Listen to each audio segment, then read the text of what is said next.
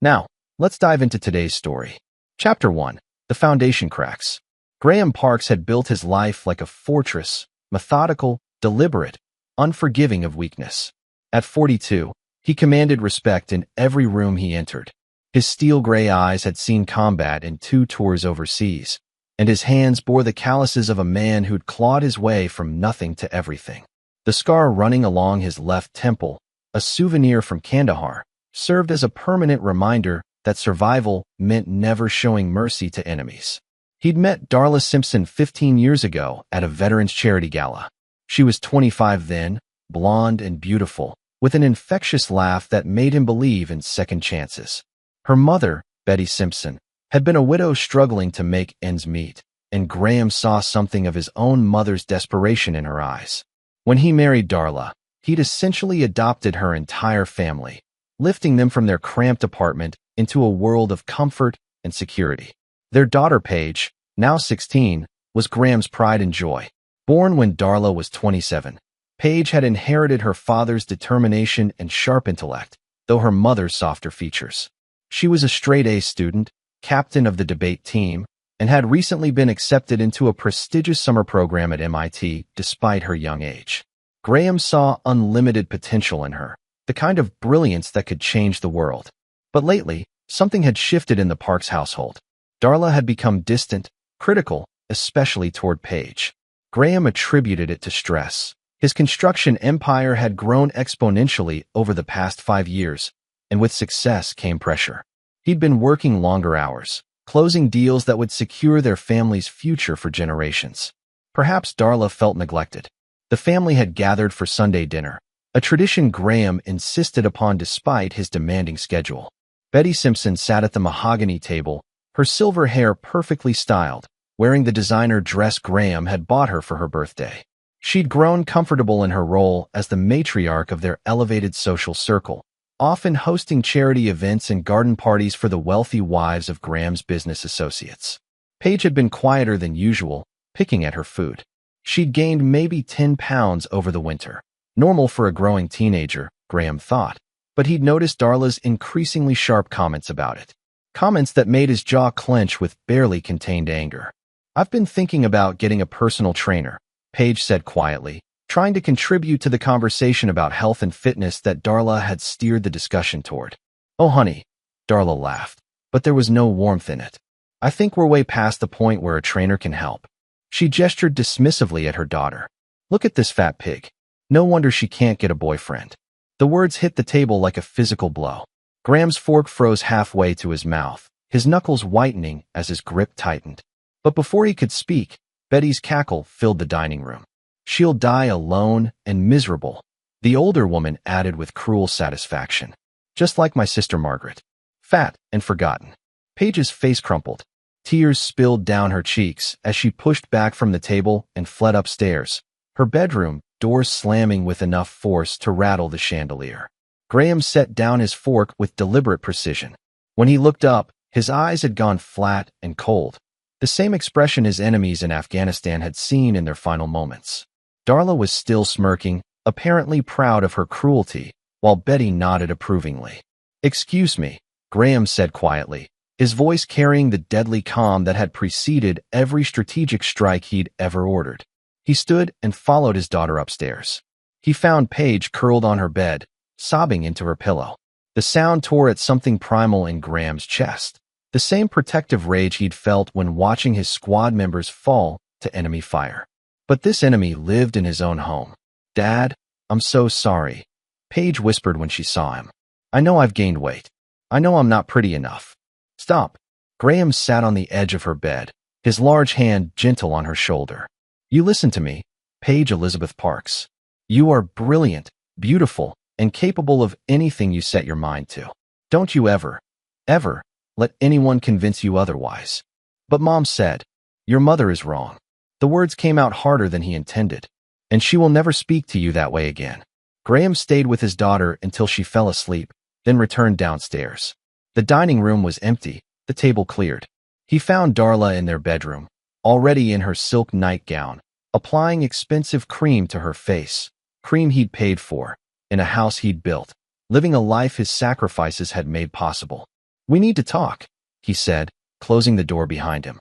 Darla didn't turn from her vanity mirror. "If this is about dinner, you're overreacting. Paige needs to hear the truth. The real world isn't going to coddle her the way you do." "The real world?" Graham's voice dropped to a whisper. "You want to talk about the real world? I've seen what cruelty does to people, Darla. I've watched it destroy souls. And I'll be damned if I let it happen to my daughter." "Your daughter?" Darla finally turned, her expression mocking.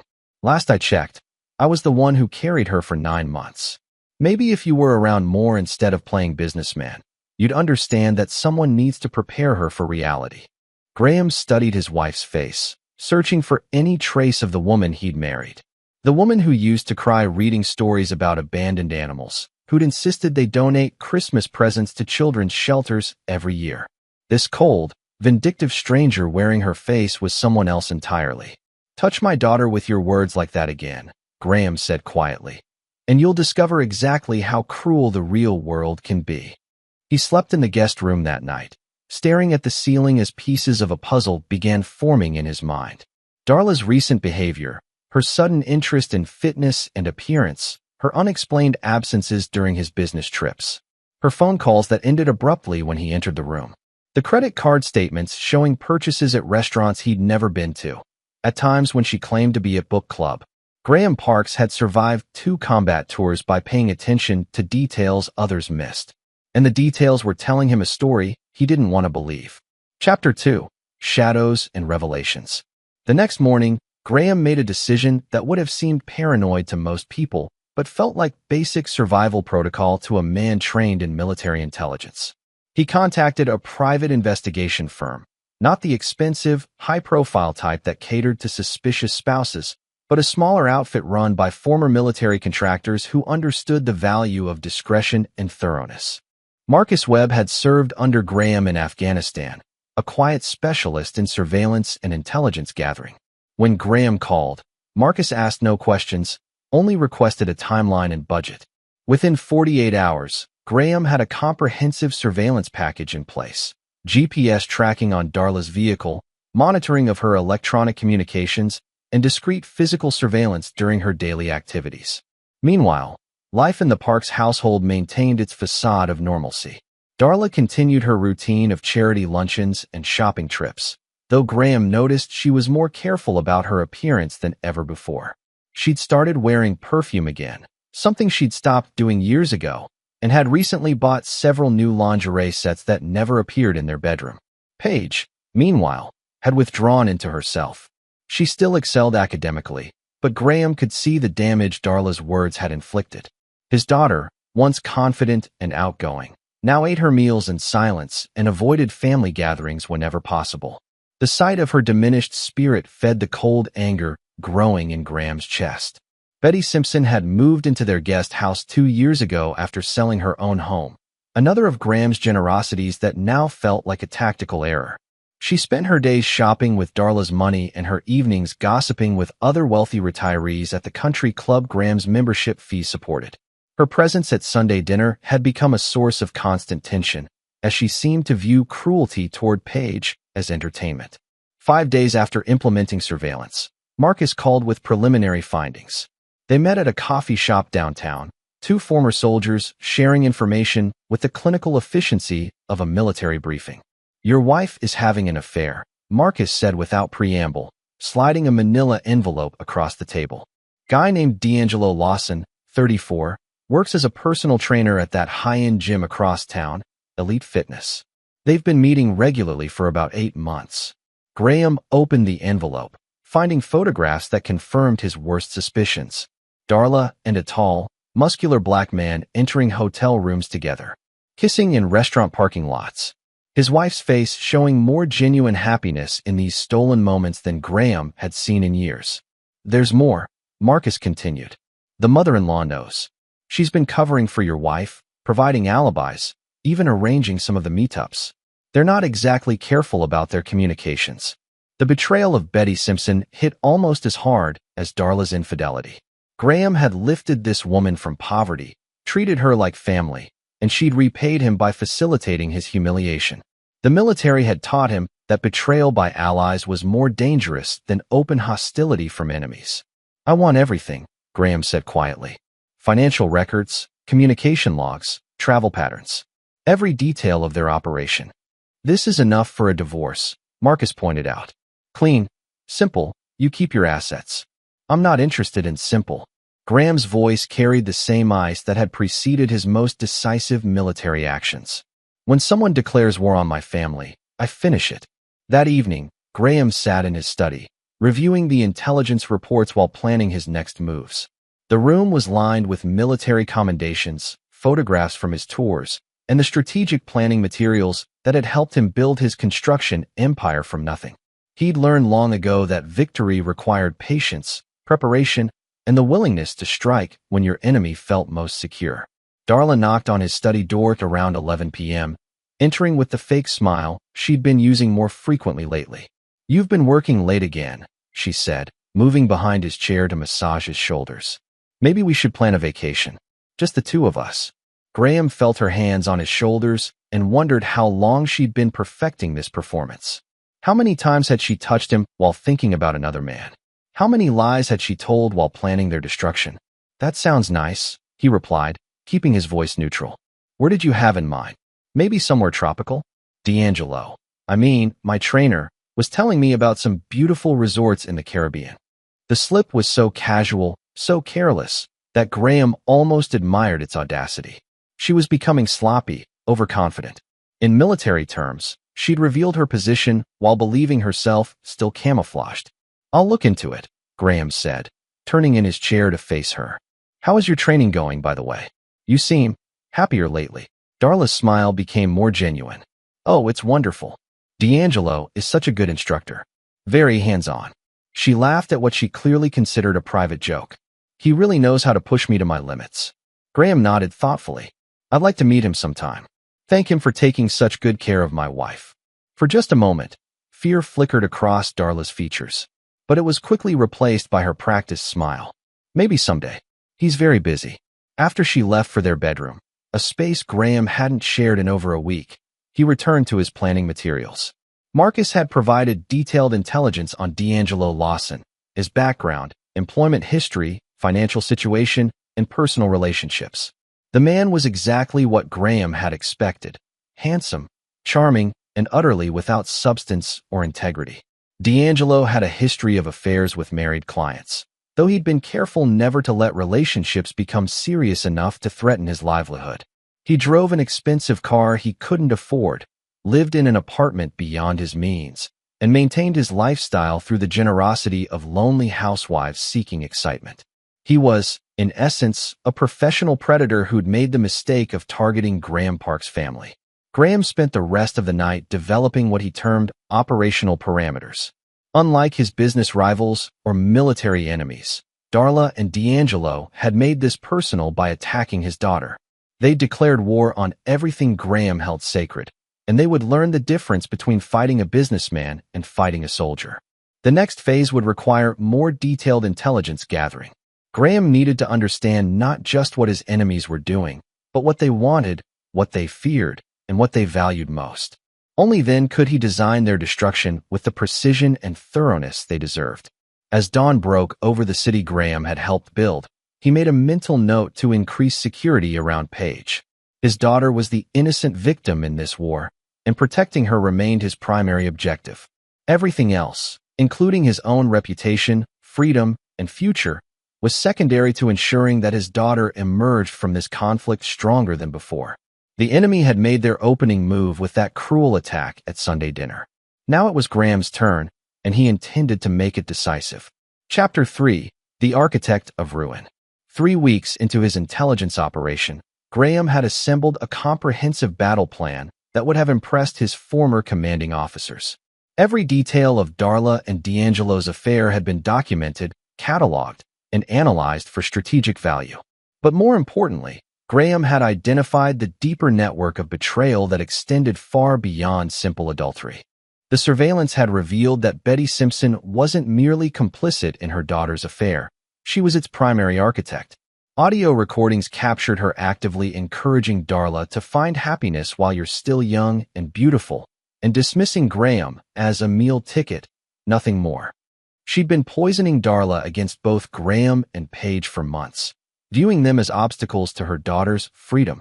Even more damaging was the discovery that Darla had been systematically undermining Paige's self-esteem for over a year, not from some misguided attempt at motivation, but from genuine resentment. In recorded phone conversations with her mother, Darla complained that Paige's academic success made her feel stupid and useless, and that Graham's obvious pride in their daughter left her feeling replaced by a 16-year-old. The cruelty at Sunday dinner hadn't been an isolated incident. It was the culmination of a deliberate campaign to destroy Paige's confidence. Darla and Betty had been systematically attacking the most vulnerable member of their family, using psychological warfare against a child who trusted them completely. This revelation transformed Graham's anger into something colder and more focused. He'd fought against human traffickers and war criminals who showed more compassion than his own wife and mother-in-law. They weren't just betraying him. They were actively destroying an innocent child for their own psychological satisfaction. Graham's business empire had taught him that the most effective destruction came not from external attacks, but from internal collapse. He began implementing what he called Phase 2, the systematic dismantling of his enemies' support structures while they remained completely unaware of the danger. First, he used his connections to arrange for D'Angelo's employment situation to become increasingly precarious. Elite Fitness was part of a chain owned by one of Graham's business associates, and a few carefully placed concerns about inappropriate relationships with married clients led to increased scrutiny of D'Angelo's professional conduct. While not enough to fire him immediately, the pressure was sufficient to make him nervous and defensive. Simultaneously, Graham began subtle manipulations of Darla and Betty's social environment. He started declining invitations to charity events and social gatherings where they'd built their reputations as the gracious family of a successful businessman. Without his presence, and by extension, his financial and social credibility, both women found themselves gradually excluded from the elite circles they'd grown accustomed to. The beauty of these initial moves was their subtlety. To outside observers, Graham appeared to be a devoted husband dealing with work stress. He made public displays of affection toward Darla, sent flowers to her office, and even suggested couples counseling, knowing she would refuse to avoid risking exposure of her affair. Meanwhile, his intelligence gathering had revealed a crucial vulnerability in his enemy's position. D'Angelo wasn't just pursuing Darla for excitement. He was pursuing her for money. Recordings captured him discussing Graham's wealth with obvious interest, making comments about Darla's inheritance potential that revealed his long-term planning. The affair wasn't just about passion, it was about positioning himself for a significant financial gain. This discovery gave Graham the leverage he needed for Phase 3, the construction of an elaborate trap that would destroy his enemies using their own greed and arrogance against them. Graham arranged a business trip to Chicago, informing Darla he'd be gone for a week to close a major construction deal. As expected, she immediately made plans to spend extended time with D'Angelo, even arranging for Betty to stay in their home to keep an eye on Paige, though the real purpose was clearly to provide cover for more extensive betrayal. Instead of traveling to Chicago, Graham checked into a hotel across town and implemented the final phase of his surveillance operation. He watched as Darla brought D'Angelo into their family home, the house Graham had built with his own hands, and allowed him to sleep in their marriage bed while Paige was upstairs doing homework. The level of disrespect was staggering. Not only were they flaunting their affair in the family home, but they were doing it while his daughter was present, adding another layer of psychological damage to their campaign against his child. But the most revealing intelligence came on the third night of his supposed absence. Graham watched through hidden cameras as Darla, D'Angelo, and Betty sat in his living room, drinking his wine and planning his destruction. "He's never going to divorce me," Darla said confidently. "He's too concerned about his reputation, and he'd never want Paige to go through a scandal. Plus, he's getting older," Betty added. "Men his age have heart attacks all the time, especially with all the stress he's under. And if something unfortunate happened, you'd inherit everything." D'Angelo's contribution was even more chilling. "I've been thinking about that fat little girl upstairs. She's going to be a problem when she gets older. Smart kids ask too many questions, notice too many things. Might be better if she went away to boarding school." Far away, Graham had heard enough. His enemies had revealed their complete strategy, They intended to isolate and eventually eliminate both him and Paige, keeping his wealth while destroying his family legacy. They weren't just betraying him. They were planning his murder and his daughter's exile. That night, Graham finalized his counterattack. Unlike his enemies, he wouldn't rely on accidents or coincidences. He would use their own weaknesses, desires, and fears to orchestrate their complete destruction in a way that left no doubt about the consequences of betraying Graham Parks. The war was about to begin in earnest, and Graham intended to demonstrate why professional soldiers always defeated amateur conspirators. His enemies had made the mistake of believing that kindness meant weakness, that generosity meant vulnerability. They were about to learn the difference between a man who chose to be gentle and a man who was incapable of being dangerous. Phase 4 would begin tomorrow, and when it was complete, everyone who had threatened his daughter would understand why Graham Parks had survived Afghanistan while so many others hadn't. Some lessons, he knew, could only be taught through overwhelming and decisive force. Chapter 4. The Trap Springs. Graham's return from his fake business trip was perfectly orchestrated theater. He arrived home in the afternoon, carrying flowers for Darla and a small gift for Paige, maintaining his role as the devoted family man even as he prepared for total war. Darla greeted him with enthusiastic affection that might have been convincing if he hadn't watched her in another man's arms just hours earlier. "I missed you so much," she said, embracing him with what Graham recognized as performance-level passion. "Chicago seems to have agreed with you. You look energized." She was right about his energy, though not for the reasons she imagined. Graham felt the same focused intensity he'd experienced before major military operations. Every sense heightened, every detail crystal clear, every emotion channeled into strategic purpose. "The deal went better than expected," Graham replied, returning her embrace while mentally cataloging every lie she'd told during his absence. "I think we should celebrate. Maybe invite some friends over for dinner this weekend." Darla's enthusiasm dimmed slightly. Social gatherings meant exposure, witnesses, potential complications to her carefully constructed deception. "Oh, maybe we should keep it small. Family dinner. Just us." "Of course," Graham agreed. "Family is what matters most." That evening, Graham implemented the first active phase of his counterattack. Using his business connections, he arranged for Elite Fitness to receive an anonymous complaint about inappropriate conduct between staff and clients, specifically naming D'Angelo Lawson. The complaint was detailed enough to trigger an immediate investigation, though not so specific as to implicate Darla directly. The beauty of this approach was its plausible deniability. Even if D'Angelo suspected Graham's involvement, he couldn't prove it without revealing the affair, and doing so would destroy his own position at the gym. The complaint forced D'Angelo into a defensive posture, making him reactive rather than proactive in his relationship with Darla.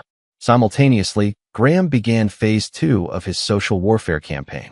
He started making strategic appearances at charity events and business functions, but without Darla and Betty. When questioned about their absence, he expressed concern about family health issues that required their attention, creating an impression of instability without making specific accusations. The effect was immediate and devastating to both women's social standing. In their wealthy suburban community, reputation was currency, and Graham's apparent distancing from his wife and mother-in-law created immediate speculation about scandal.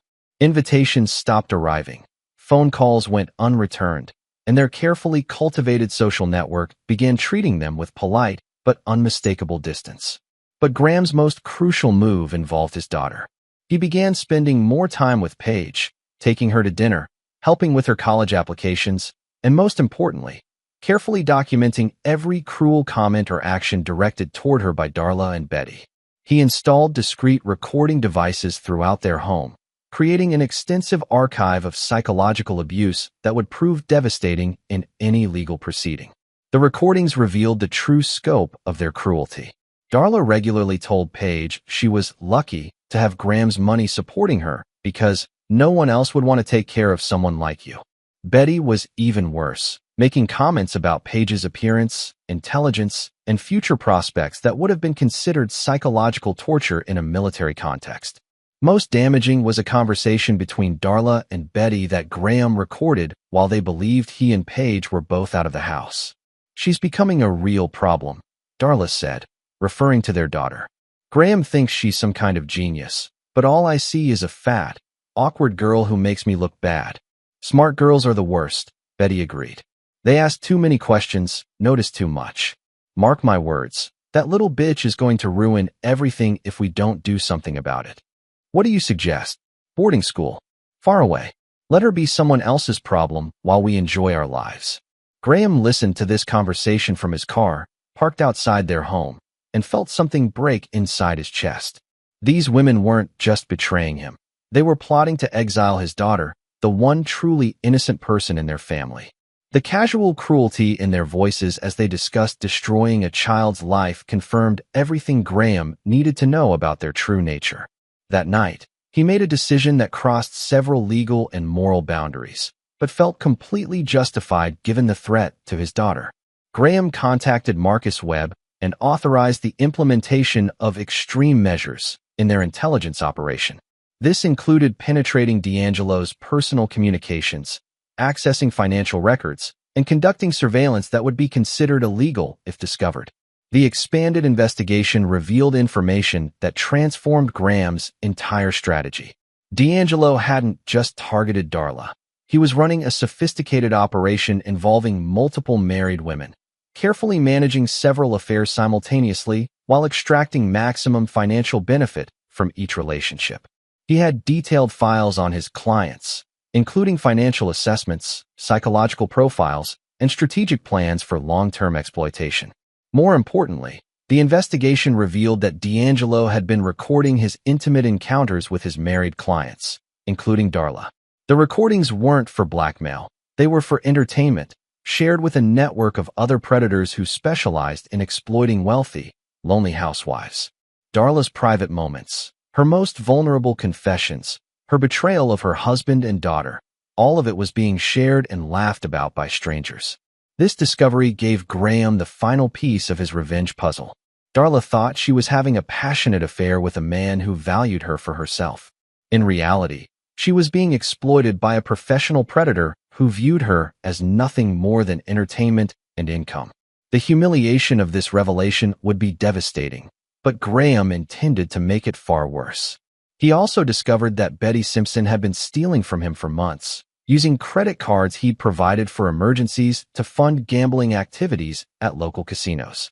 She'd accumulated over $30,000 in debt, while presenting herself as the respectable widow he'd generously supported. Her gratitude had been as fake as everything else about his extended family. Armed with this comprehensive intelligence, Graham began planning what he termed the convergence, a single coordinated strike that would expose every betrayal, destroy every deception, and eliminate every threat to his daughter's well-being. Unlike his enemies, who relied on lies and manipulation, Graham would use truth as his weapon. Sometimes, he knew, the most devastating revenge was simply revealing people exactly as they truly were. The weekend family dinner that Darla had suggested would become the stage for their destruction. Graham would invite witnesses, create permanent records, and ensure that when the truth emerged, there would be no possibility of denial, negotiation, or escape. His enemies had spent months constructing an elaborate deception. Now Graham would demonstrate what happened when a military strategist decided to wage war against amateur conspirators who had underestimated both his capabilities and his commitment to protecting his child. Chapter 5: Gathering Storm. Graham spent the next week implementing what military strategists call battlefield preparation, arranging every element needed for decisive victory while maintaining the appearance of normal operations. His enemies remained completely unaware that their every move was being monitored, recorded, and used against them in an elaborate trap of their own construction. The surveillance had revealed that Darla and D'Angelo had planned something special for the upcoming weekend. With Graham supposedly attending another business function, they intended to spend an entire night together at their home, a celebration of what they believed was their successful deception. Betty would be present to supervise Paige, though the recordings made clear her real role was ensuring the teenager remained isolated and demoralized while her mother flaunted her affair in the family home. Graham used his business connections to arrange the perfect cover for his counterattack. He scheduled a legitimate business meeting for Saturday morning, providing him with a documented alibi while creating the appearance that he would be unavailable for the entire weekend. Darla's relief was visible when he informed her of his plans. She practically glowed with anticipation for her planned betrayal. Meanwhile, Graham had been quietly reaching out to key figures in their social and professional networks. He arranged for several surprise visits from family friends, business associates, and community leaders, people whose opinions carried significant weight in their suburban social hierarchy. These individuals were invited to stop by for informal visits during times when Graham knew Darla and D'Angelo would be together, creating multiple opportunities for exposure and humiliation. The most crucial element of Graham's plan involved his daughter. Paige had been increasingly withdrawn, clearly suffering under the constant psychological abuse from her mother and grandmother. Graham needed to protect her from the coming confrontation while ensuring she understood that none of their family's destruction was her fault. He arranged for Paige to spend the weekend with her best friend's family, ostensibly to work on a science project, but actually to keep her away from the battlefield. Before she left, Graham had a conversation with his daughter that served multiple purposes. "Paige, I want you to know that whatever happens in the next few days, you are the most important thing in my life," he told her as they sat in his study. "You're brilliant, beautiful, and capable of anything you choose to pursue. Don't let anyone, convince you otherwise." "Dad, is everything okay?" Paige asked, her intelligence immediately picking up on the underlying tension. "You and Mom seem different lately." Graham chose his words carefully. Sometimes adults make poor choices that have consequences for everyone around them. When that happens, the most important thing is protecting the people who matter most. He hugged his daughter tightly, knowing that this might be the last normal conversation they would have for quite some time. When this was over, their family would look completely different, but Paige would be safe, valued, and free from the psychological warfare that had been damaging her self-worth. After Paige left for her friend's house, Graham implemented the final phase of his surveillance operation. He positioned cameras throughout the house to capture every angle of the coming betrayal, while Marcus Webb coordinated external surveillance to track everyone's movements. Every conversation, every intimate moment, every cruel comment about Paige would be recorded in high definition. Saturday morning arrived with unseasonable storm clouds gathering on the horizon, a meteorological coincidence that Graham found appropriately symbolic. He dressed for his business meeting with extra care, knowing that the recordings from today would eventually be viewed by lawyers, judges, and potentially the media. He needed to look like exactly what he was, a successful businessman and devoted father who had been systematically betrayed by the people he'd trusted most. The business meeting was legitimate but brief, giving Graham a solid alibi while positioning him to return home earlier than expected. As he drove back toward his house, Marcus's updates confirmed that everything was proceeding exactly as anticipated. Darla had invited D'Angelo over around noon, while Betty had stationed herself in the guest house to watch for any unexpected arrivals. What none of them knew was that Graham had invited several prominent members of their community to stop by for informal visits throughout the afternoon and evening. The first wave included Pastor Monroe McKee from their church, along with his wife, who served on several charity boards with Darla. The second wave involved Graham's business partners and their spouses, people who had invested millions of dollars in ventures based partly on their respect for Graham's character and judgment. The final element involved the local media. Graham had cultivated relationships with several investigative journalists over the years, providing them with tips about corruption and fraud in the construction industry. Now he would provide them with a different kind of story, one involving the systematic psychological abuse of a child and the elaborate deception that enabled it. As Graham pulled into his driveway, he could see D'Angelo's expensive car parked behind the house, deliberately hidden from street view. The arrogance was stunning. They were so confident in their deception that they'd grown careless about concealment. Through the window, he could see movement in his living room, his wife and her lover making themselves comfortable in the home he'd built with his own labor and sacrifice. Graham sat in his car for a moment, feeling the same calm focus he'd experienced before major combat operations. Everything was in place, every contingency planned, every escape route closed. His enemies had constructed their own destruction through their choices, their cruelty, and their underestimation of the man they'd betrayed. The storm clouds overhead began releasing the first drops of rain as Graham walked toward his front door, keys in hand. In military terms, this was the moment when careful planning gave way to decisive action. Everything that happened next would determine not just his own future, but his daughter's safety and well-being. As he reached for the door handle, Graham allowed himself one final moment of reflection on the man he'd been before this betrayal. Generous, trusting, willing to believe the best of people he loved.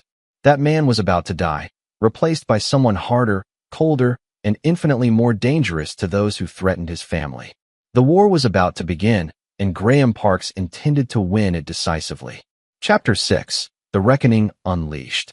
Graham opened his front door with deliberate casualness, calling out, "I'm home," as if returning from any ordinary business meeting. The sounds from his living room, conversation, laughter, the clink of wine glasses, stopped abruptly. He could hear urgent whispers, the scramble of movement, the panic of people caught in a compromising position. "Just a minute," Darla called back, her voice strained with forced cheerfulness. "I wasn't expecting you so early." Graham hung his coat in the front closet, taking his time, allowing the fear to build. Through the hidden cameras, he could watch D'Angelo frantically gathering his clothes while Darla attempted to straighten the living room and remove any evidence of their afternoon activities. The panic was beautiful to observe, predators discovering they'd walked into a hunter's trap. "No problem," Graham replied, his voice carrying the same deadly calm that had preceded every strategic strike in his military career. "Take your time." He walked into his kitchen and poured himself a glass of water, noting the expensive wine bottle on the counter, a vintage from his personal collection that Darla had opened to share with her lover. The casual theft of his property while betraying his marriage would make an excellent detail for the divorce proceedings. When he finally entered the living room, D'Angelo was gone, presumably hidden somewhere in the house like the coward he was.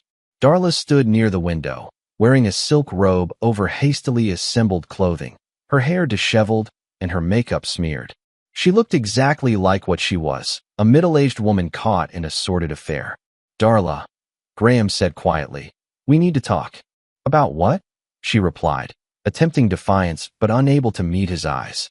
"I was just relaxing, watching television." Graham nodded thoughtfully, then pulled out his phone and played a brief audio clip. Darla's voice, recorded that morning, telling D'Angelo how much she enjoyed finally having a real man in their bed. The sound of her own words seemed to physically strike her, draining the color from her face. "Where is he?" Graham asked, his voice still perfectly calm. "I don't know what." D'Angelo Lawson, 34 years old, employed at Elite Fitness, currently hiding somewhere in my house after spending the afternoon fucking my wife in my bed. Graham's tone never changed, but each word landed like a physical blow. "Where is he?" Darla's composure cracked completely. Tears began streaming down her face as she realized the scope of his knowledge. "Graham, please, I can explain." "No explanation necessary," Graham interrupted. "I have recordings of every conversation, photographs of every meeting, financial records of every expense. I know about the hotel rooms, the restaurant dinners, the gifts you bought him with my money. I know about your mother's involvement, her debts, her lies.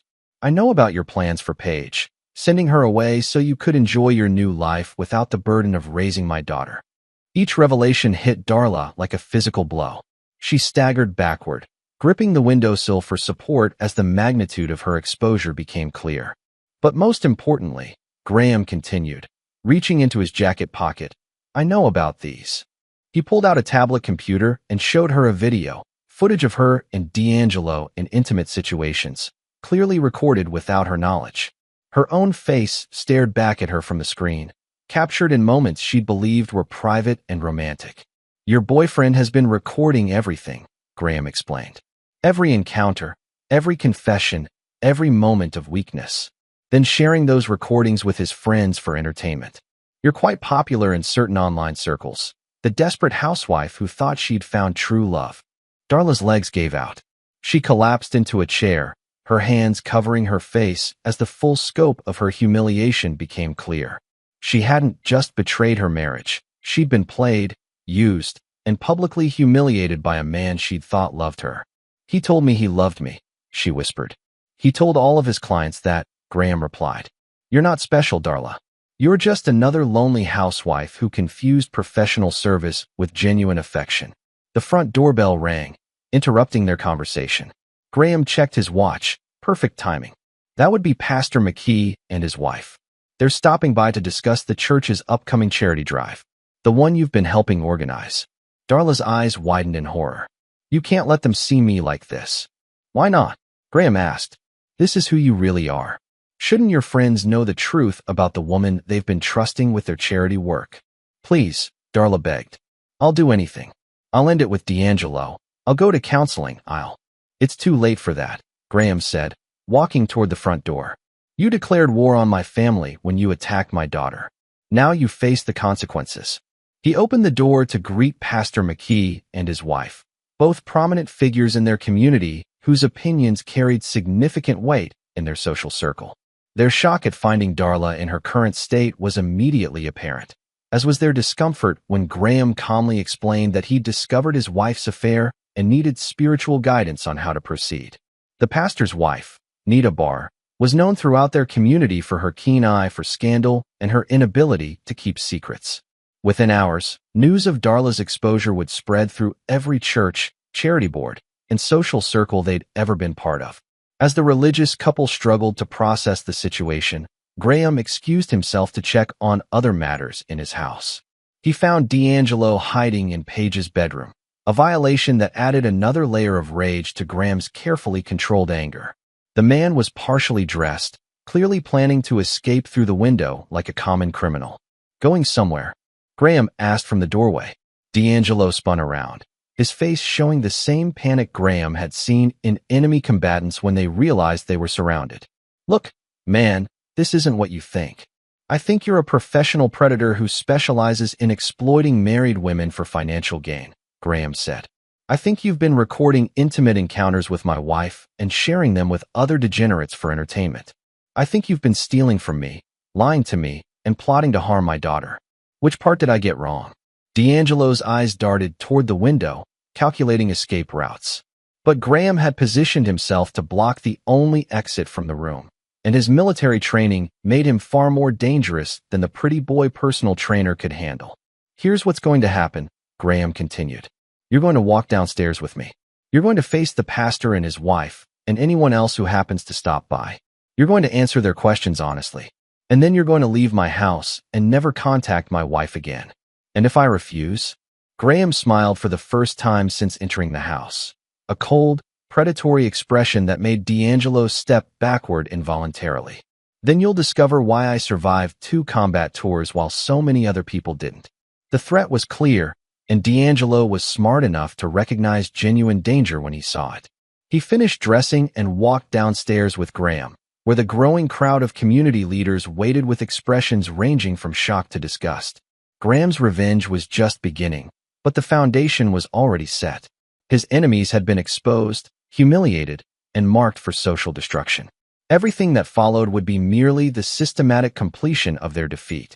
Chapter 7. The Empire Falls. By Sunday evening, the destruction of Darla and D'Angelo's reputations was complete and irreversible. Graham had orchestrated their exposure with military precision, ensuring that every key figure in their social and professional networks witnessed their humiliation firsthand. Pastor McKee's wife had indeed spread the news exactly as Graham anticipated, but she was just one voice in a carefully orchestrated chorus of revelation. The afternoon had brought a steady stream of unexpected visitors to the Parks home. Graham's business partners arrived to find D'Angelo hiding in a teenager's bedroom, while Darla sat sobbing in her robe, surrounded by evidence of her affair. The president of the charity board discovered the woman she'd trusted with fundraising duties drinking wine with her lover in the middle of the day while her daughter was away. The school administrators who had praised Darla as Mother of the Year found her in a state that made mockery of every family value they championed. Each revelation was documented, photographed, and recorded for posterity. Graham maintained his role as the devastated but dignified husband throughout, accepting sympathy and support from their community while quietly ensuring that every detail of his family's betrayal became public knowledge. D'Angelo had attempted to salvage his position by claiming the affair was just physical and that Darla had seduced him, But Graham's revelation of the recorded encounters destroyed any sympathy he might have garnered. When the community leaders realized that this man had been secretly filming intimate moments with local women, their disgust turned to fury. By evening, word had reached elite fitness management, and D'Angelo found himself immediately terminated and facing potential criminal charges for his recording activities. But Graham's most devastating blow came when he revealed the financial component of the affair. Using bank records and credit card statements, he demonstrated how Darla had been funding expensive gifts, hotel rooms, and restaurant dinners for her lover, using money meant for household expenses and their daughter's education. The theft was significant enough to warrant criminal charges, and Graham made it clear he intended to pursue every legal option available. Betty Simpson's involvement had been equally explosive. When confronted with evidence of her gambling debts, her theft, and her role in facilitating the affair, the older woman had attempted to blame everyone except herself. Her claim that she was only trying to help Darla find happiness fell flat when Graham played recordings of her encouraging cruelty toward Paige and discussing plans to send the teenager away to boarding school. The community's reaction to Betty's behavior was particularly harsh. She positioned herself as a respectable widow grateful for her son-in-law's generosity, but the recordings revealed her true nature, a bitter, vindictive woman who resented the family that had lifted her from poverty and viewed their kindness as weakness to be exploited. By Monday morning, both women found themselves completely isolated. The charity boards asked for their resignations, the church committee removed them from all positions, and their social circle treated them like pariahs. Darla's attempts to explain or apologize were met with cold rejection from people who had once considered her a friend. Graham, meanwhile, maintained his position as the wronged husband deserving of sympathy and support. His careful documentation of their psychological abuse toward Paige had generated particular outrage among the community's parents, who viewed attacks on children as unforgivable regardless of the circumstances. The legal proceedings moved with devastating efficiency. Graham's lawyers, armed with comprehensive evidence of adultery, theft, and child psychological abuse, filed for divorce with terms that would leave Darla virtually penniless. The prenuptial agreement she'd signed years earlier, back when she thought such documents were unromantic, protected Graham's assets while her documented theft voided any claim to spousal support. More importantly for Graham's long-term goals, the evidence of systematic abuse toward Paige guaranteed him full custody of his daughter. The recordings of Darla and Betty discussing plans to send Paige away, combined with documented evidence of their cruel treatment, painted a picture of psychological warfare against a minor that no judge would ignore. D'Angelo's situation had deteriorated even further. His termination from elite fitness was followed by eviction from his expensive apartment when his source of income disappeared. Worse, several of his other clients had been identified through Graham's investigation, and their angry husbands were pursuing both civil and criminal charges. The man who had once lived luxuriously off the generosity of lonely housewives now faced financial ruin, legal troubles, and social ostracism. But Graham's revenge extended beyond mere exposure and legal consequences. He'd carefully analyzed what each of his enemies valued most, then systematically destroyed those things using their own choices against them. Darla had valued her social status and reputation as a devoted mother and community leader. Now she was publicly known as an adulteress who had psychologically abused her own daughter while stealing money meant for the child's education. Every charitable organization, social club, and community group she'd been part of had expelled her with public statements distancing themselves from her behavior. Betty had valued her comfortable lifestyle and position as the respected matriarch of a successful family. Now she faced eviction from the guest house, investigation of her gambling debts, and potential criminal charges for theft. More devastatingly, her own daughter blamed her for destroying their family, recognizing that Betty's manipulation and encouragement had turned a midlife crisis into a catastrophic betrayal. D'Angelo had valued his lifestyle, his reputation as a successful trainer, and his ability to manipulate wealthy women for financial gain. Now he was unemployed, effectively blacklisted from his industry, and facing multiple lawsuits that would likely result in bankruptcy. His carefully constructed image as a desirable professional had been replaced by public recognition as a predatory criminal. The most satisfying aspect of Graham's revenge was its permanence. Unlike temporary setbacks that people could recover from, he'd ensured that their reputations were permanently damaged beyond repair. In their suburban community, where social standing was crucial to professional and personal success, they would never again be trusted or accepted. Graham had won his war completely and decisively. His enemies lay in ruins, his daughter was safe, and his own position was stronger than ever. The community's sympathy and respect for his handling of the situation had actually enhanced his reputation, while their disgust with his betrayers ensured that he would never again have to worry about their influence on his life or his daughter's future. As he prepared for the next phase of his life as a single father, Graham felt the deep satisfaction that came from perfect victory. His enemies had declared war on his family, and they had learned the difference between fighting a businessman and fighting a soldier. Some lessons, Graham knew, could only be taught through overwhelming and decisive force. Chapter 8. Scorched Earth. 3 months after the exposure, Graham's enemies existed in various states of ruin, but he wasn't finished with them yet. Military strategy had taught him that incomplete victories often led to future threats, and he intended to ensure that Darla, Betty, and D'Angelo would never again possess the resources or connections to threaten his daughter's well-being. Darla had moved into a cramped apartment across town, working a minimum-wage job at a department store after her attempts to find professional employment were repeatedly sabotaged by her reputation. Graham's network of business associates had quietly ensured that no respectable company would hire the woman who had stolen from her own family and abused her daughter. Every job application was met with polite rejection. Every interview ended with vague promises that never materialized. The divorce proceedings had stripped her of access to their shared assets, leaving her with only a modest settlement that barely covered basic living expenses. The expensive lifestyle she'd grown accustomed to, designer clothes, spa treatments, luxury car, had vanished along with her social standing. She'd been forced to sell her jewelry and personal belongings just to afford rent on her new apartment. But Graham's most devastating blow came through his manipulation of her relationship with Paige. Rather than forbidding contact between mother and daughter, he'd simply ensured that Paige had access to all the recordings and evidence of Darla's betrayal. When his daughter heard her mother's voice dismissing her as fat and worthless and discussing plans to send her away, Paige made her own decision to sever contact. "I don't have a mother anymore," Paige had told Graham with cold finality that reminded him of his own capacity for decisive judgment. "I have someone who gave birth to me, but that's not the same thing."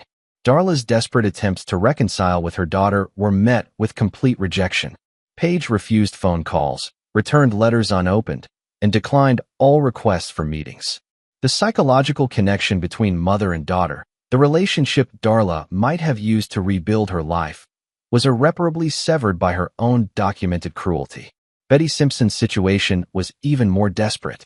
At 68, with no income and substantial debts, she'd been forced to move into a low-income senior housing facility after Graham evicted her from the guest house. Her attempts to maintain her gambling habit had led to increasingly dangerous situations as she borrowed money from predatory lenders who didn't share Graham's patience with delinquent payments. Graham had carefully orchestrated her financial destruction by simultaneously cutting off her access to credit and exposing her debts to collection agencies. The comfortable retirement he'd provided was replaced by the harsh reality of poverty in old age, surrounded by strangers who had no interest in her former social status or community connections. More cruelly, Graham had ensured that Betty's own daughter blamed her for their family's destruction. Darla, facing her own ruin, had turned on her mother with vicious resentment, recognizing that Betty's manipulation and encouragement had transformed a midlife crisis into total catastrophe. The two women who had conspired against Paige now spent their time in mutual recrimination, each blaming the other for their shared downfall. D'Angelo's destruction had been particularly satisfying to orchestrate. The criminal charges related to his recording activities had resulted in a conviction that made him a registered sex offender, effectively ending his career in the fitness industry. His attempts to find work in other fields were consistently thwarted by Graham's network of business associates, who ensured that background checks revealed not just his criminal record, but also his history of exploiting married women. The civil lawsuits from his other victims had forced D'Angelo into bankruptcy, while the social stigma of his conviction left him isolated and unemployable. Graham had learned that the man now worked at a warehouse loading dock, barely earning enough to cover rent on a studio apartment in the city's worst neighborhood. The transformation from luxury apartment and expensive car to poverty and social ostracism was complete. But Graham's most sophisticated revenge involved turning D'Angelo's own predatory nature against him. Using carefully planned manipulation, Graham had arranged for D'Angelo to be approached by what appeared to be another wealthy, lonely housewife seeking companionship. In reality, the woman was an undercover investigator working for one of his previous victims' divorce attorneys. When D'Angelo attempted to seduce and exploit this new target, his actions were documented and used to violate the terms of his probation. The resulting legal troubles had led to additional jail time and further restrictions on his freedom. Every attempt he made to rebuild his life was systematically undermined by consequences of his own predatory behavior. Graham's network had also ensured that D'Angelo's family became aware of his activities. His mother, a religious woman who had been proud of her son's apparent success, now refused to speak with him after learning about his treatment of married women and his recording activities. His siblings had cut contact, and his former friends avoided him to protect their own reputations. The isolation was complete and permanent. D'Angelo, who had once manipulated women by exploiting their need for emotional connection, now found himself utterly alone, abandoned by everyone who had once cared about him. Throughout this systematic destruction of his enemies, Graham had maintained his role as the devoted father focused on rebuilding his life with Paige. Their relationship had grown stronger through the crisis, as she'd witnessed firsthand his unwavering commitment to protecting her from those who wished her harm. Paige had thrived under Graham's exclusive attention and support. Her grades improved, her confidence returned, and her college prospects brightened considerably. The MIT summer program had led to early admission offers from several prestigious universities, and Graham took pride in knowing that his daughter's brilliant future was no longer threatened by those who had viewed her success as an obstacle to their own selfish desires. The community's perception of Graham had, if anything, improved through the crisis. His dignified handling of his family's betrayal, combined with his obvious devotion to his daughter's well-being, had enhanced his reputation as a man of character and principle. Business opportunities increased as other successful men sought to associate with someone who had demonstrated such loyalty to family values. But Graham's most important victory was the knowledge that his enemies would never again possess the resources, connections, or credibility to threaten his daughter. They existed now in permanent exile from the life they'd once shared, marked and isolated by their own choices. Any future attempt to contact Paige or interfere with her life would be met with immediate and overwhelming retaliation. As Graham reviewed the comprehensive destruction he'd orchestrated, he felt the deep satisfaction of a military campaign executed to perfection. His enemies had declared war on his family, and they had learned the consequences of underestimating a man trained to win at any cost. The lesson was permanent, irreversible, and would serve as a warning to anyone else who might consider threatening what he held sacred. The war was essentially over, but Graham intended to ensure that the victory was complete and lasting. Chapter 9. The New Dynasty. 2 years after the destruction of his enemies, Graham Parks stood in the study of his expanded home, reviewing college acceptance letters with his daughter Paige. At 18, she had blossomed into the confident, brilliant young woman he'd always known she could be. MIT, Stanford, Harvard, every prestigious university in the country was competing for the opportunity to educate the daughter of Graham Parks. "I think I want MIT," Paige said, holding the acceptance letter that came with a full academic scholarship. "The engineering program is exactly what I've been dreaming about, and Boston seems exciting." Graham smiled with genuine pride. His daughter had not only recovered from the psychological warfare waged against her by her own mother and grandmother, but had emerged stronger and more determined than ever. The cruel words that had once wounded her now served as motivation to prove her worth through achievement rather than seeking approval from those who had never deserved her trust. "MIT it is," Graham agreed. "Though I'll miss having you here. I'll visit often," Paige promised. "Besides, someone needs to make sure you're not turning into a hermit." Graham's life had indeed transformed dramatically since his victory over his betrayers. He'd deliberately chosen to remain single, focusing entirely on his business empire and his daughter's future. Several women had expressed interest in the wealthy widower, as he was now considered, but Graham had no desire to risk introducing new variables into the stable, secure environment he'd created for Paige. His business had expanded significantly, partly due to the community's respect for his handling of his family crisis. Other successful men sought his partnership, viewing him as someone who understood loyalty and could be trusted with their investments. The construction empire now included commercial development, real estate investment, and consulting services that had made Graham one of the wealthiest men in the region. More importantly, he'd used his influence to create a network of protection around his daughter that extended far beyond their immediate community. Every university she'd applied to had been quietly contacted by influential alumni who owed Graham favors. Every potential employer in her chosen field would eventually learn that Paige Parks was under the protection of a man who rewarded loyalty and punished betrayal with equal thoroughness. The fate of his enemies served as a permanent reminder of the consequences of threatening his family. Darla existed in a state of perpetual poverty and isolation, her attempts to rebuild her life consistently thwarted by her reputation and Graham's network. She'd aged dramatically over the past 2 years, the stress of financial insecurity and social ostracism taking a visible toll on her appearance and health. Her attempts to contact Paige had become increasingly desperate and pathetic. Letters, emails, attempts to approach her at school, all met with complete rejection from a daughter who had learned to recognize manipulation and cruelty for what they were. Graham had taught Paige that forgiveness was a luxury that could only be afforded when it didn't compromise safety or principles. "I saw her last week," Paige mentioned casually as she organized her acceptance letters. "Mom, I mean. She was working at that discount store near the mall." Graham looked up sharply. "Did she approach you?" "She tried to." Started crying, saying she was sorry, that she'd changed. Paige's expression remained cold and analytical. "I told her that some choices have permanent consequences, and she needed to accept the results of hers." Graham felt a surge of pride at his daughter's response. She'd learned the lesson he'd tried to teach through his example, that kindness without strength was vulnerability, and that some betrayals could never be forgiven without encouraging repetition. Betty Simpson had died the previous winter, alone in her subsidized housing unit. The funeral had been a small, poorly attended affair that neither Graham nor Paige had bothered to attend. Darla had been forced to bury her mother in a pauper's grave, unable to afford anything better on her department store salary. The woman who had once lived luxuriously off Graham's generosity had died in poverty, abandoned by the daughter she'd manipulated into destroying her own family.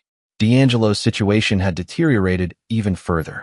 His conviction and registration as a sex offender had made stable employment impossible, and his attempts to leave the area were consistently thwarted by parole requirements and his inability to save money for relocation.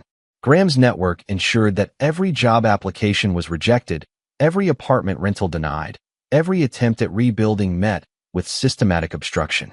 The man who had once lived off the generosity of wealthy women now survived on food stamps and disability payments. His health deteriorated by stress and poverty. His family remained estranged, his former friends avoided him, and his attempts to form new relationships were hampered by his criminal record and reputation. He existed as a living warning of what happened to those who threatened Graham Parks' family. But Graham's most satisfying victory was the transformation of his relationship with Paige. The crisis had eliminated any potential conflict between his loyalty to his wife and his duty to his daughter. Now his focus was absolute and undivided, and Paige had responded by becoming everything he'd hoped she could be. "I've been thinking about what I want to study," Paige said, interrupting his reflections. "Engineering is definitely my major, but I want a minor in business and maybe psychology." "Planning to take over the family empire?" Graham asked with amusement.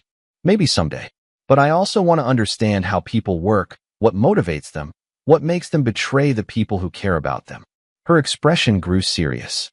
"I want to make sure I never make the mistakes Mom did, never become the kind of person who hurts the people who love them." Graham nodded approvingly.